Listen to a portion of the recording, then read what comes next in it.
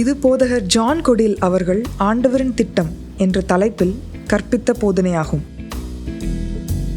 அவர் த கொச்சின் லாம்ப்ஸ்டாண்ட் என்ற ஆலயத்தில் போதகராய் இருக்கிறார். நான் ரெபி, இதை உங்களுக்கு தமிழில் வழங்குகிறேன்.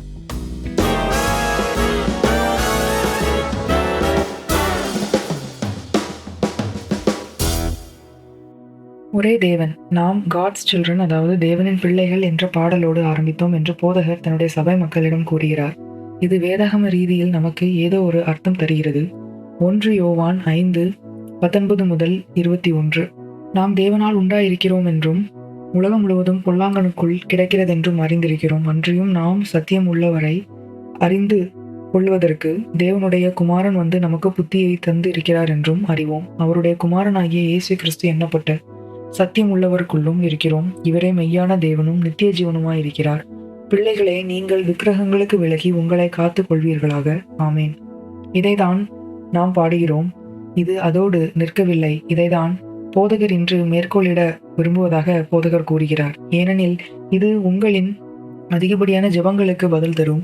உங்களின் பல கேள்விகளுக்கு பதிலளிக்கும். உங்களில் நிறைய பேர் தேவனின் உங்களை கேட்பதில்லை என்று எண்ணுகிறீர்கள். தேவன் உங்களுக்கு செவி சாய்க்கவில்லை என்பதல்ல, ஆனால் நீங்கள் ஒருவேளை தவறாக ஜெபம் செய்யலாம். இதை பற்றி போதகர் முன்பு பேசினார்.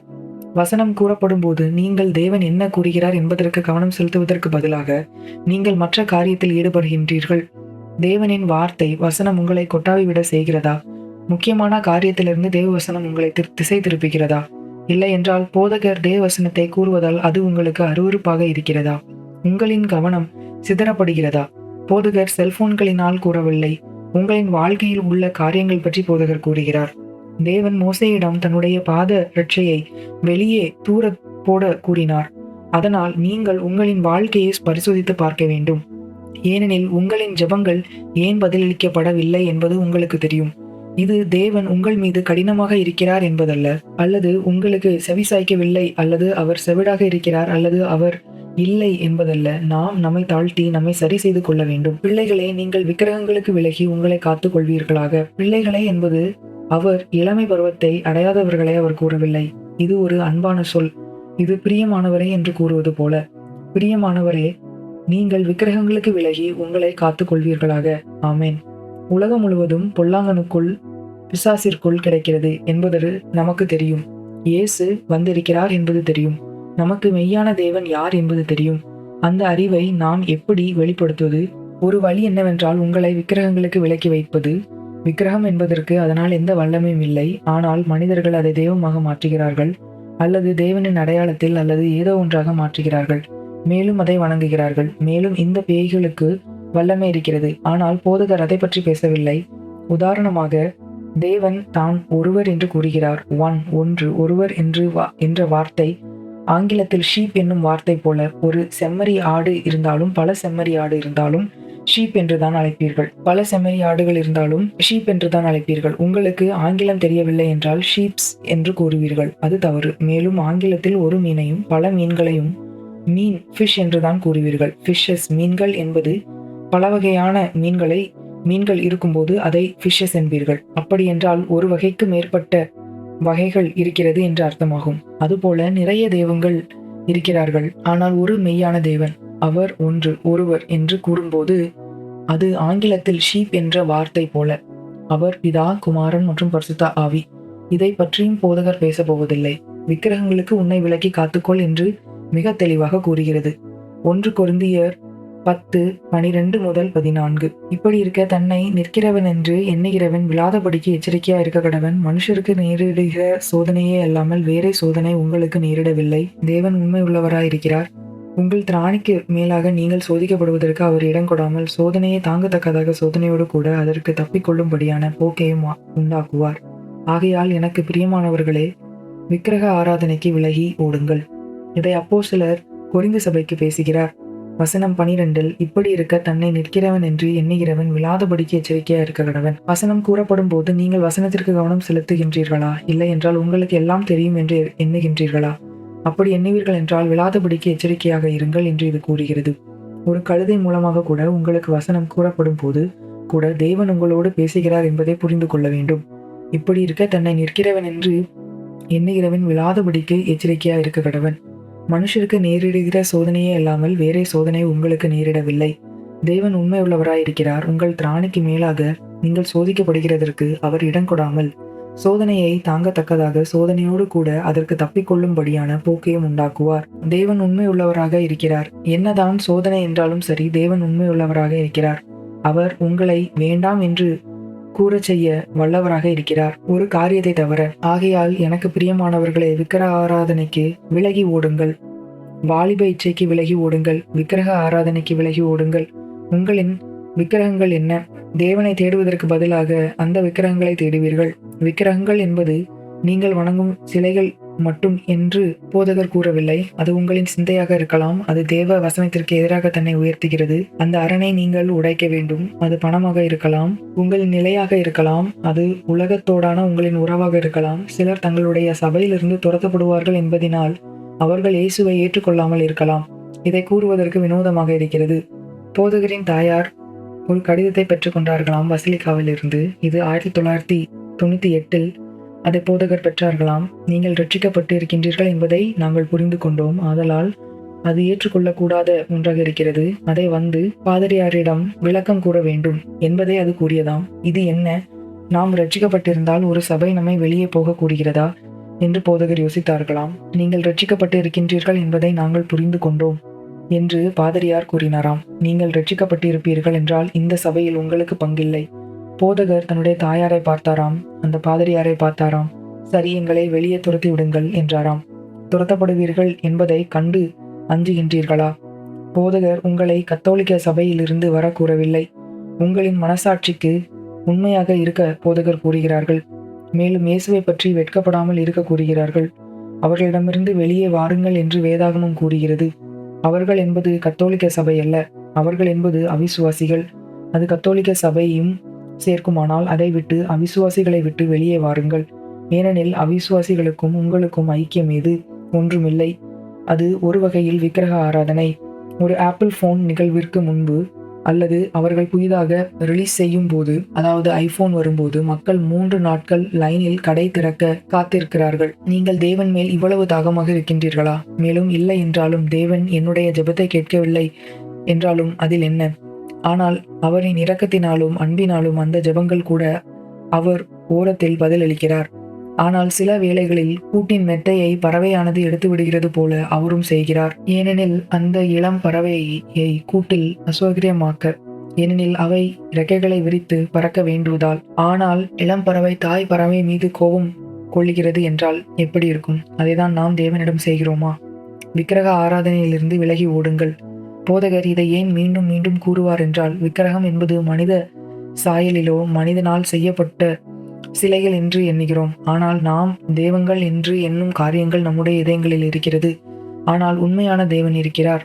ஆகையால் எனக்கு பிரியமானவர்களே, விக்கிரக ஆராதனைக்கு விலகி ஓடுங்கள். இது முக்கியம். எபேசியர் 5:5. உபச்சாரக்காரனாவது, அசுத்தனாவது, விக்கிரக ஆராதனைக்காரனாகிய பொருளாசைக்காரனாவது தேவனுடைய ராஜ்யமாகிய கிறிஸ்துவின் ராஜ்யத்திலே சுதந்திரம் அடைவதில்லை என்று அறிந்திருக்கிறீர்களே. பொருளாசைக்காரன், அதாவது பேராசைக்காரன், ஒரு விக்கிரக ஆராதனைக்காரன். அவன் புது ஐபோன் வாங்கிவிட்டான், அதனால் நானும் வாங்க வேண்டும். இது பொருளாசை, பேராசை இல்லையா? உங்கள் இதயத்தை பரிசோதித்து பாருங்கள். இவர்களுக்கு தேவனுடைய ராஜ்யமாகிய கிறிஸ்துவின் ராஜ்யத்திலே சுதந்திரம் அடைவதில்லை என்று அறிந்திருக்கிறீர்களே. உங்களின் அறிவை அதிகரிக்கும்படி ஒரு செய்தி கொடுப்பதில் எந்த பயனும் இல்லை. அடிப்படையான அடித்தளங்கள் தூர எறியப்படும் என்றால் இது உங்களின் அறிவை அதிகரிக்கும். அது தலைகணமாகும். நற்செய்தி என்ன என்றால், தேவன் அதை சரி செய்கிறார், திருத்துகிறார். அதனால் பயணத்தை அனுபவியுங்கள். போதகர் பயணத்தை அனுபவிக்க கற்றுக்கொண்டதாக கூறுகிறார். போதகர் தவறு செய்திருப்பதாகவும் மேலும் மற்ற மனிதர்கள் தவறு செய்து இருக்கிறார்கள், அது போதகரை பாதித்ததாகவும் கூறுகிறார். ஆனால் அவர்கள் மீது போதகர் பழி போடுவதில்லை என்று கூறுகிறார். இந்த காரியங்களை செய்தால் இந்த காரியங்கள் நடக்கும் என்று தேவன் கூறியதாக போதகர் கூறுகிறார். போதகர் அதை பற்றி யோசிக்கவில்லையாம். மேலும் தேவனை எதுவும் ஆச்சரியப்படுத்தாது என்று அவர் கூறுகிறார். உதாரணமாக, போதகர் தேவனிடம் நான் ஏன் இதன் வழியாக செல்ல வேண்டும் என்று கேட்டார்களாம். அதற்கு தேவன் இந்த காரியங்களினால் என்று தேவன் போதகரிடம் கூறினாராம். அதனால் அதை சரி செய்ய போதகர் முயல்வதாக கூறுகிறார். போதகர் ஆரம்பிப்பதற்கு முன்பு, தேவனிடம் கேட்பதற்கு முன்பு, தேவன் போதகரிடம் உண்மையில் உனக்கு தெரிய வேண்டுமா என்று கேட்டாராம். தனக்கு தெரிய வேண்டாம் என்றால் போதகர் ஏன் கேட்பார் என்று ஆச்சரியப்பட்டாராம். தேவன் போதகரிடம் கூற முயன்றது என்ன என்றால், நான் கூறுவேன் என்றால் அதை பற்றி ஏதாவது செய்வாயா? அது உன் வாழ்க்கையில் ஏதாவது வித்தியாசத்தை ஏற்படுத்துமா? இல்லை என்றால் உன்னுடைய அறிவிற்கு மட்டும் அதை சேர்க்குமா? மரியாள் கூறியது போல உம்முடைய வார்த்தைப்படி எனக்கு ஆகட்டும் என்று போதகர் கூறினாராம். வேறு யாரும் என்ன கூறுகிறார்கள் என்பது முக்கியமல்ல, நீங்கள் கூறுவதை மாத்திரம்தான் நான் செய்வேன் என்று போதகர் கூறினார்களாம். போதகர் பரிபூரணமானவர் அல்ல, ஆனால் தன்னை சார்ந்தவற்றை தேவன் பரிபூர்ணப்படுத்துகிறார். விக்கிரக ஆராதனை விட்டு விலகி ஓடு என்று தேவன் கூறுகிறார். அதனால் தன்னுடைய வாழ்க்கையில் தேவனை மாற்றும் அல்லது மிஞ்சும் காரியங்களை பார்ப்பதாக கூறுகிறார். எந்த விக்கிரகங்களுக்கும் ஆராதனை போல தலை வணங்க மாட்டார்கள் என்பது போதகருக்கு தெரியும் என்று போதகர் கூறுகிறார். இந்த ஐபேட், ஐபோன், மேக் எல்லாம் விக்கிரகங்களா? போதகர் இல்லை என்று கூற பிரியப்படுவதாக கூறுகிறார். ஆனால் அது ஒரு யுத்தம் என்று அவர் கூறுகிறார். அவர் தொடர்ந்து யுத்தம் செய்ய வேண்டும் என கூறுகிறார். போதகர் ஒருவேளை இன்று இல்லை என்று கூறலாம். ஆனால் ஒருவேளை நாளை போதகர் தன்னுடைய கோடாரியை தீட்டவில்லை என்றால் என்ன நடக்கும் என்பதை கற்பனை செய்யுங்கள். யுத்தம் தொடருகிறது. இது நாம் மரிக்கும் வரை அல்லது எடுத்துக்கொள்ளப்படும் வரை, ராப்சர் வரை இந்த போராட்டம். அதனால் நீங்கள் எல்லாம் நல்லவர், அற்புதமானவர் என்று எண்ணாதீர்கள். விழாதபடிக்கு கவனியுங்கள், எச்சரிக்கையாயிருங்கள். கர்த்தர் போதகர் மூலமாகவும் கூட பேசும்போது அதற்கு கவனம் செலுத்துங்கள். உங்களின் இதயத்தை பரிசோதியுங்கள். உங்களின் இதயத்தில் விக்கிரகங்கள் என்ன? தேவன் உங்களுக்கு சேவை செய்ய வேண்டும் என எதிர்பார்க்கின்றீர்களா? இல்லை என்றால் நீங்கள் தேவனை சேவிக்கின்றீர்களா? உங்களுக்கு சமீபத்திய கிஸ்மோ தொழில்நுட்பம் உங்களுக்கு இல்லை என்பதனால் நீங்கள் தேவனிடம் கோபமாக இருக்கின்றீர்களா? இதை போதகர் உதாரணமாக பயன்படுத்துவதாக கூறுகிறார். இது உங்களுடைய வாழ்க்கையில் என்ன என்பது போதகருக்கு தெரியாது என்று போதகர் கூறுகிறார். கர்த்தரின் மேய்ப்பராய் இருக்கிறார் என்பதை சங்கீதம் 23:1 கூறுகிறது. அவர் உண்மையில் உங்களின் மேய்ப்பரா? அவர் உங்களின் மேய்ப்பர் என்றால் நீங்கள் தாழ்ச்சி அடைய மாட்டீர்கள். அவர் புல்லுள்ள இடங்களுக்கும் அமர்ந்த தண்ணீர் அண்டையும் கொண்டு சேர்க்கிறார். அப்படி என்றால் நீங்கள் இன்னும் அங்கு இல்லை, ஆனால் அவர் உங்களை கொண்டு சேர்ப்பார். தவறான அறிவும் தவறான போதனையும் அதை தடை செய்யும். தேவன் உங்களை ஏழையாக இருக்க விரும்புகிறார் என்று எண்ணுவீர்கள் என்றால் நீங்கள் எப்பொழுதும் ஏழையாக தான் இருப்பீர்கள். போதகர் ஸ்கோடா கார் வாங்கிய போது சிலருக்கு அது பிரச்சனையாக இருந்ததாம். போதகருக்கு அது பெரிய காரியமாக அவர் அதை எண்ணவில்லையாம், ஏனெனில் அது ஒரு பரிசாம்.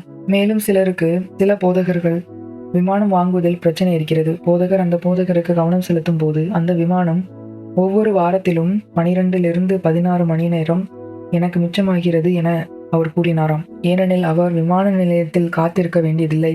அவர் கென்யா போக வேண்டுமானால் அவரால் அந்த விமானம் மூலமாக கென்யாவிற்கு பறக்க முடியும். போதகர் ஸ்பிரிட் ஏருக்காக ஜெபம் செய்வதாக கூறுகிறார். ஆவியில் செல்லுதலுக்காக, அதாவது தேவன் பிலிப்பை கொண்டு சென்றது போல தேவன் போதகரை கொண்டு செல்லும்படியாக அது நடக்கும். உங்களின் எண்ணத்தினாலும் அவிசுவாசத்தின் மூலமாகவும் எல்லையை வைக்காதீர்கள். வசனத்தில் என்ன கூறுகிறது? ஆவியில் அதன் கனியை கொடுங்கள். உண்மையான தேவன் ஒரு தேவன் என்பது பிதா, குமாரன் மற்றும் பரிசுத்த ஆவி. மேலும் பரிசுத்த ஆவியானவர் நமக்குள் வாசம் செய்கிறார். மேலும் அவர் நமக்கு கற்றுத்தருகிறார். பெரும்பான்மையான நேரங்களில் நாம் எதிர்க்கிறோம். பெரும்பான்மையான நேரங்களில் தேவனை விட சிறப்பாக நமக்கு தெரியும் என்று எண்ணுகிறோம். நம்மை தாழ்த்த தேவன் கூறுகிறார். அதுதான் நடந்து கொண்டு இருக்கிறது என்று போதகர் கூறுகிறார். உங்களுடைய வாழ்க்கையை அவரிடம் சரணடையுங்கள். நாம் பாடியது போல நீங்களாகவே வாருங்கள், ஓடி வாருங்கள். அவரின் கைகள் திறந்திருக்கிறது. உங்களின் ஈகோவோ அல்லது பெருமையோ தவறான விசுவாசமோ உங்களை தடுக்க அனுமதிக்காதீர்கள். இயேசுவிடம் வாருங்கள். போதகர் ஒரு தேவ மனிதனிடம் இருந்து கேட்ட உதாரணத்தை கூறி முடிக்கப் போவதாக போதகர் கூறுகிறார். இந்த தேவ மனிதன் அன்றைய மாலை வேளையில் ஊழியம் செய்ய வேண்டியதாக இருந்ததாம். மதிய வேளையில் ஒரு பாவம் இவர் செய்துவிட்டாராம். அவர் பாவம் செய்ததினால் அந்த மாலையில் அவர் ஊழியம் செய்ய தகுதியற்றவர் என்று எண்ணினாராம். மேலும் அந்த போதகரை அழைத்து ஏதாவது காரணம் கூறி அன்று மாலை அவர் ஊழியம் செய்ய மாட்டார் என்று ஃபோன் செய்ய திட்டமிட்டாராம். அவர் அதை செய்ய போகும் நேரத்தில் கர்த்தராகிய இயேசு அவருக்கு தோன்றினாராம். மகனே, பாவம் செய்யும்போது என்னிடம் ஓடிவா, என்னை விட்டு தூரை சொல்லாதே என்று கூறினாராம். அவர் உங்களை ஆக்கினை தீர்ப்பதில்லை. அவருக்கு உங்களின் இதயத்தில் என்ன இருக்கிறது என்பது தெரியும்.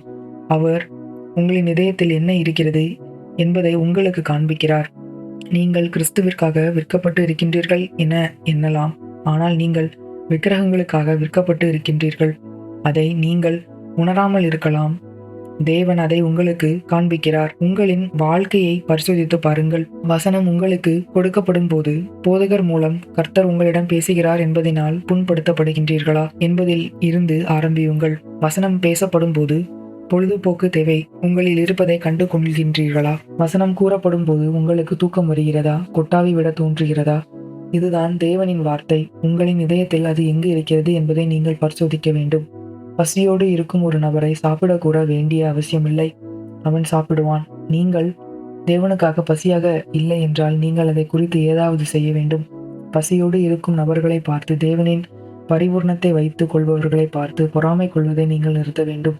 இது கடினமான செய்திதான். ஏனெனில் எந்த ஒரு திருத்தமும் இன்பமாக இருக்காது. கடந்த வாரத்திலும் இந்த வாரத்திலும் தேவன் நம்மை கண்டித்து கொள்கிறார், திருத்துகிறார். அதற்கு நாம் செவி சாய்க்க வேண்டும். அது கனி தரும் என்பது நமக்கு தெரியும். நாம் தேவனின் பிள்ளைகள் என்பதையும் தேவன் நம்மை ஆக்கினை செய்வதில்லை என்பதையும் போதகர் மீண்டும் தெளிவாக கூறுகிறார். போதகர் இன்று கூறியதெல்லாம் நீங்கள் தேவன் செவிடாக இருக்கிறார், அல்லது தேவன் இல்லை, அல்லது தேவன் உங்களின் ஜெபங்களுக்கு செவி சாய்ப்பதில்லை என்று ஏன் நீங்கள் எண்ணுகின்றீர்கள் என்பதை உங்களுக்கு புரிய வைக்க. அவர் செவிடல்ல என்று உங்களிடம் கூற போதகரிடம் தேவன் கூறுவது போதகருக்கு தெரியும். ஆனால் அவர் உங்களில் தொடங்கிய நற்கிரியையை முடிவிற்கு கொண்டு வருகிறார். அது விசுவாசம் மூலமாக நாம் நிலைத்து நிற்போம். விசுவாசம் மூலம் எல்லா இடர்களிலிருந்தும் நம்மை நாம் காத்து கொள்ளக்கூடும். காரியங்கள் நாம் எதிர்பார்த்தவாறு செல்லாத போது நாம் புண்படுகிறோம், இடரில் அடைகிறோம். நாம் இதை எளிதில் மற்றவர்கள் மேல் பழி போடுகிறோம். உண்மையில் மற்றவர்களின் காரணமாக இருக்கலாம், ஆனால் நாம் நம்முடைய இதயத்தை காத்து கொள்ள பொறுப்பை நாம் எடுக்க வேண்டும். எல்லா காவலோடும், ஏனெனில் அதிலிருந்து ஜீவ ஊற்று புறப்படுகிறது. நீங்கள் புதிய ஏற்பாட்டிற்கு வரும்போது ஜெபத்தோடும் விண்ணப்பத்தோடும் நன்றியோடும் கூட உங்களை தொந்தரவு செய்யும் காரியத்தை அவரிடம் கொடுத்து விடுங்கள். அப்பொழுது எல்லா புத்திக்கும் மேலான தேவ சமாதானம் உங்கள் இருதயங்களையும் உங்கள் சிந்தைகளையும் கிறிஸ்து இயேசுவுக்குள்ளாக காத்துக்கொள்ளும். அதனால் நீங்கள் எந்த காரணமும் கூற முடியாது. இதுதான் தேவனிடமிருந்து உங்களுக்கான இன்றைய செய்தி. எழுந்திருங்கள். கிறிஸ்து நமக்கு உண்டாக்கின சுயாதீன நிலைமையிலே நிலை கொண்டிருங்கள். உங்களுக்கு முன்பாக இருக்கும் ஓட்டத்தை இயேசுவை நோக்கி ஓடுங்கள். உங்களின் அழைப்பிற்கு ஏற்றவாறு நடங்கள். தேவனிடமோ அல்லது அவரின் தீர்க்கதரிசிகளிடமோ அல்லது அவரின் ஊழியர்களிடமோ அல்லது வார்த்தை மீதோ மனஸ்தாபப்படாதீர்கள். போதகர் இதை குறித்து மகிழ்ச்சியாக இருப்பதாக கூறுகிறார். ஏனெனில் தகப்பன் தன் பிள்ளைகளை திருத்துவது போல தேவன் கர்த்தர் நம்மை திருத்துகிறார். ஏனெனில் தகப்பன் தன் பிள்ளையை திருத்துவது போல கர்த்தர் நம்மை திருத்துகிறார். மேலும் அவர் நம்மை ஆழமாக நேசிக்கிறார். அவர் நம்மை விட்டு விடவில்லை. ஏனெனில் வெளிப்படுத்தின விசேஷ புத்தகத்தில் இயேசு எழுதிய நிருபத்தில் அவர் விளக்கு தண்டை எடுத்து விடுவேன் என்று கூறுகிறார். அதை அவர் நம்முடைய வாழ்க்கையில் செய்யவில்லை. நாம் அவரின் பிள்ளைகள். இயேசுவின் நாமத்தில் இதற்கு முன்பு இல்லாத அளவிற்கு நாம் பிரகாசமாக பிரகாசிப்போம். உங்களுக்கு ஏதேனும் கேள்விகள் இருக்குமானால் அதை எங்களுக்கு மின்னஞ்சல் மூலம் தெரியப்படுத்தலாம். மின்னஞ்சல் செலுத்தும் முகவரி help@lampstand.church, அதாவது HELP@LAMPSTAND.CHURCH அல்லது 9958644693 என்ற தொலைபேசி எண்ணில் எங்களை அழைக்கலாம் அல்ல மெசேஜ் மூலம் தெரியப்படுத்தலாம். நான் போதகர் ஜான் கோடியல். இதை கவனித்ததற்கு நன்றி. இந்த நாள் உங்களுக்கு ஆசீர்வாதமாக அமையட்டும்.